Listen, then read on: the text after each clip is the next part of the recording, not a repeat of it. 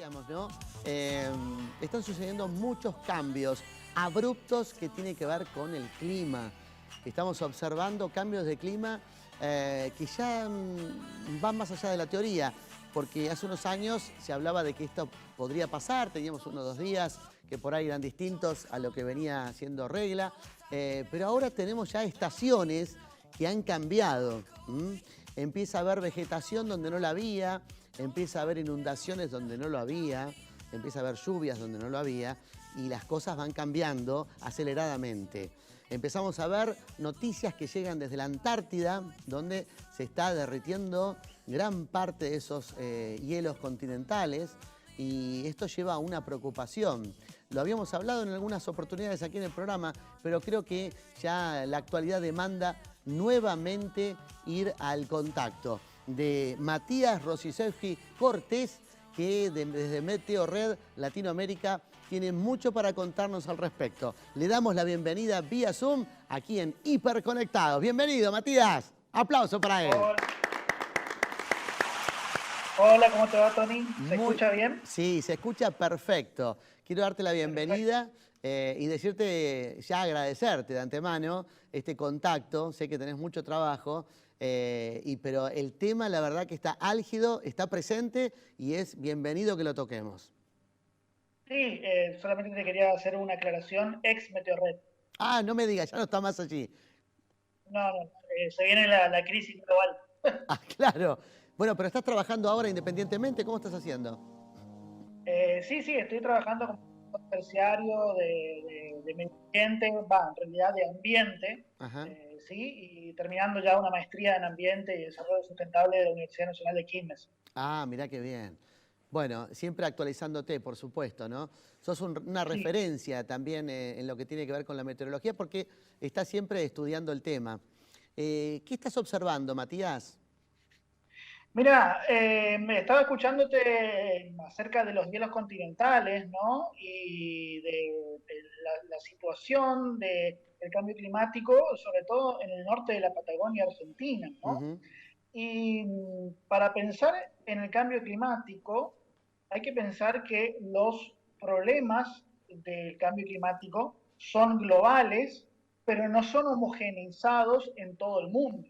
Ajá. Hay lugares en los que se registran mayores índices de precipitación y hay sitios en el globo en los que se ven mayores índices de sequía. La República Argentina ya desde hace 3 años viene con una sequía bastante prolongada. Claro. Y sobre todo teniendo en cuenta que estamos en una triple niña, ¿sí? Ajá. En una triple niña. Esto no se veía desde por lo menos mediados de la década del 50, este efecto de la niña. Esto significa que el Océano Pacífico ecuatorial y central está obviamente un poco más frío de lo normal. Claro. ¿Sí? Esto hace que cuando el Océano Pacífico ecuatorial y oriental, sobre todo central, porque pensemos que para estudiar el fenómeno tanto del niño como de la niña, se divide al Océano Pacífico en 4 partes. Ujú. Lo más cercano hacia las costas del continente americano, en el medio del Pacífico, a ese medio del Pacífico se lo divide en 2, y después tenemos la última parte que es más cercano a Australia. Ajá. Bueno, la parte más cercana hacia el continente americano y la parte número 3 técnicamente tiene lo que se llama un enfriamiento del orden del 0,7 grados centígrados. Mm. ¿Sí? Esto significa una niña bastante, diríamos, débil, entre comillas, pero no porque sea débil, significa que no se vean los efectos tanto en Australia como en el continente americano, ¿sí? Claro. Sobre todo en Sudamérica. La niña va a estar hasta enero del año 2023 presente en el continente americano. Ajá. ¿Sí? En este momento, justamente en el día de hoy, el Servicio Meteorológico Nacional emitió su pronóstico trimestral de la cuestión climática en la República Argentina, y también emitió el informe del estado situacional de la niña en este momento. Y en este momento hay una probabilidad del 62% de que terminemos el año con un evento a la niña. ¿Sí? Así que vamos a terminar el año 2022 con una niña, y va a ser extremadamente inusual que terminemos de esta manera. ¿Sí? Y en cuanto al pronóstico trimestral del Servicio Meteorológico Nacional, ya ha informado que, por ejemplo, en la zona donde están viviendo ustedes, digamos en el norte de la Patagonia, sí, se va a ver una disminución entre el 40 y 45% de los estándares, digamos, de los rangos promedio normales de precipitación, donde se va a ver entonces una disminución de la precipitación entre un 40 y 45% respecto a valores normales. ¿Sí? Es decir, valores normales se toma desde un periodo de 1980 hasta el año 2010. Ajá. Bien, o sea que tenemos que esperar menos, si ya había poca precipitación, vamos a esperar menos todavía. Sí, sobre todo en el norte de la Patagonia, claro, y en el norte del sur de la Patagonia. ¿Se entiende? Claro, claro. Sobre todo también la precipitación va a ser inferior a la normal en la región donde yo estoy, digamos, Misiones, Corrientes y Chaco, y parte de Entre Ríos. Y las temperaturas van a ser superiores a las normales en el norte de la Patagonia. ¿Sí? Esto obviamente no se puede decir a priori, bueno, directamente es efecto del cambio climático, claro, porque para esto se necesitan los llamados estudios de atribución, ¿sí? Pero se puede presuponer, digamos, a prima facie, que esto tiene que ver con el cambio climático, ¿no? Claro, claro, por supuesto. Bueno, yo estaba viendo hace un ratito el pronóstico para esta zona del Valle del Río Chubut, y se hablaba de una temperatura ya para el fin de semana que viene, que van a llegar a 28 grados. Claro, comienzo de septiembre, vos decís, pero es como que se va adelantando estas temperaturas un poco altas. Exacto. Para esta fecha, ¿no? Eso es lo que se ve marcadamente, sí. El cambio climático lo que hace es modificar todas las variables normales, es decir, variables de precipitación, variables de temperatura, variables de vientos, ¿sí? Y también los efectos adversos o los eventos extremos, es decir, claro, los eventos extremos que, si se quiere, diríamos, en los últimos 40 años se repetía una o dos veces cada 10 años, tenemos una repetición de tormentas fuertes, de sequías intensas, de precipitaciones demasiado, si se quiere, fuertes, intensas, o mucha precipitación en poco tiempo, ¿sí? Esto es producto del cambio climático, porque las variables meteorológicas van quedándose, si se quiere, locas debido a este fenómeno, ¿no? Claro, entonces, seguro. El cambio climático lo que hace es que los inviernos se acorten, sí, y los veranos se alarguen. Bien. ¿Se entiende? Sí, sí, sí, clarísimo. Los inviernos son, aparte de más cortos, menos crudos, y los veranos son más largos y más intensos. Claro, claro, claro. ¿Y qué pasa, Matías? ¿Cómo ves el tema, cómo va a repercutir en nuestro país con respecto a la agricultura, ¿no? Porque somos un país que se dedica a esto. ¿Qué puede pasar con todos estos cambios? ¿Es beneficioso o...? Sí. Obviamente no es beneficioso, porque Argentina es un productor neto de materias primas, ¿no? Claro. Como no cambió nuestro estatus, digamos, de productor de materias primas desde el año 1910, ¿no? Seguimos siendo proveedores de materias primas y de productos primarios. Obviamente, este cambio climático Y lo que yo te venía diciendo, de que venimos sufriendo una sequía prolongada desde hace 3 años, donde el río Paraná ha tenido registros de su caudal, como no tenía en los últimos 70 años. En los últimos 70 años, esto se ha visto en la cuenca baja del río Paraná, Rosario, Santa Fe, y en la cuenca alta del río Paraná, no llegando a Brasil, sino en Misiones, es decir, en Iguazú, en Andresito, en el norte, en el extremo norte de la provincia de Misiones. Esto también afecta al núcleo central de la región agroexportadora del país, es decir, Santa Fe, Córdoba y Buenos Aires, ¿no? Y esto hace, obviamente, que los rindes de las materias primas caigan en cuanto a su producción, digamos, en toneladas, y obviamente los rindes económicos.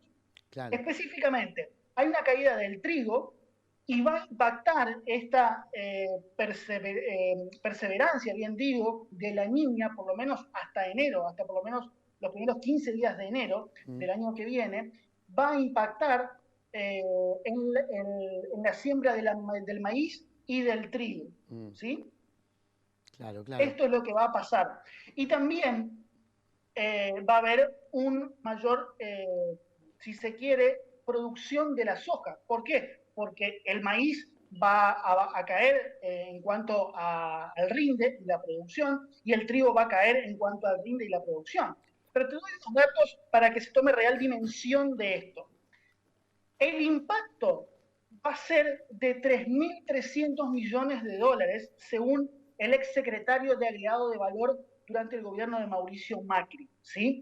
El maíz y la soja que se va a implantar desde septiembre hasta octubre en el país va a caer su rinde. Obviamente en la zona núcleo, Santa Fe, Córdoba y Buenos Aires. Se va a producir menos trigo, menos maíz, y se va a producir aproximadamente un 15% menos de soja que en el año 2021.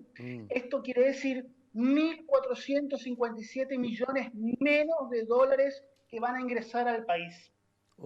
Para el maíz va a significar una merma en la producción de 7 millones de toneladas menos con respecto al año 2021. Claro. Es decir, entre 51, el año pasado, digamos, la cosecha de maíz fue de 51 millones de toneladas. Claro. Ahora se prevé que para este año terminemos con una cosecha de maíz de 43 millones de toneladas. Es decir, 1.771 millones menos de dólares que van a ingresar al país. Claro, ¿sí? Estamos viendo, Matías, los números así que parecen fríos, pero realmente en nuestro país, que está trascendiendo una crisis económica muy fuerte, esto es como para abrir los ojos y decir, guarda, porque hay que atender a que no nos podemos quedar dormidos, ¿verdad? Mirá, no nos podemos quedar dormidos y es difícil la situación. Ahora, ¿qué puede hacer la persona de a pie para mitigar esto? Sí. No es que, bueno, voy a salir a la vereda y voy a poder luchar contra el cambio climático y lo voy a cambiar. No. Pero si uno hace actividades chiquititas y esas actividades chiquititas se multiplican por miles y miles de personas, bueno, ahí se puede generar un pequeño cambio. Es como te diría, parafraseando a Neil Armstrong, pequeño paso para el hombre, pero un pequeño paso para la humanidad. Claro. Entonces, el concepto es, cada persona tiene que hacer un pequeño paso para el hombre, es decir, para el ser humano, pero un gran paso para la humanidad. ¿En cuanto a qué? A cambio de hábitos, cambio de modos de consumo, ¿sí? Cambio de modos de consumo, sobre todo del agua, en el norte de la Patagonia. Obviamente tenemos una enorme, digamos, si se quiere, historia de problemas del agua en la provincia de Mendoza, por ejemplo. Sí. La provisión de agua en la provincia de Mendoza. ¿Por qué? Porque los casquetes polares, obviamente, y los glaciares, de los cuales la provincia de Mendoza se abastece de agua, se están derritiendo. Claro. Y esto es muy grave lo que Se derriten los glaciares en el norte de la Patagonia, y ni que de hablar del sur, la provisión de agua en muchas provincias del norte de la Patagonia se va a ver muy, muy afectada. Claro, claro, tal cual. Bueno, por eso nosotros acá, después de años, de 2 años que veníamos teniendo no muchas nevadas, se festejó mucho la gran nevada que tuvimos, porque las reservas hídricas quedan sanas como para enfrentar el verano, que es la época más crítica, ¿no? Y fíjate pensar que en Chile, ahí al Sí, lado o sea, de ustedes, donde están sí, ahora, están hace 13 años en emergencia hídrica. mirá. Hace 13 años. Ujú, Hace 13 años que padecen el déficit hídrico. mirá Hace vos. 3 como nosotros. Claro, claro, sí, sí, sí. Están conviviendo con eso ya constantemente. Por supuesto. Y además, te agrego otra cosa. 2021, el año 2021, fue uno de los años más cálidos a nivel mundial. Y en Argentina quedó en el ranking número 5. En el ranking número 5 de los años más calurosos de Mirá. la historia, teniendo el año 2020 como el líder de esa tabla de los años más calurosos. Obviamente los años más calurosos en Argentina desde el año 2015 en adelante, Claro. teniendo el año 2020 como el año más caluroso. Y, oh paradoja, el año más caluroso en Argentina fue el año 2020, pero el año 2020 transcurrimos la mayor parte del año en pandemia y confinados. Esto quiere decir que hubo una merma de los gases de efecto invernadero que se emitieron en el año 2020 en Argentina, y aún así fue el año más caluroso. ¿Esto qué demuestra? Que por más que paremos la producción económica de un momento a otro, como fue en la pandemia, en el año 2020, esos gases que se emitieron en 2019, 2018, 2017 y 50 años atrás, siguen haciendo efecto en la atmósfera.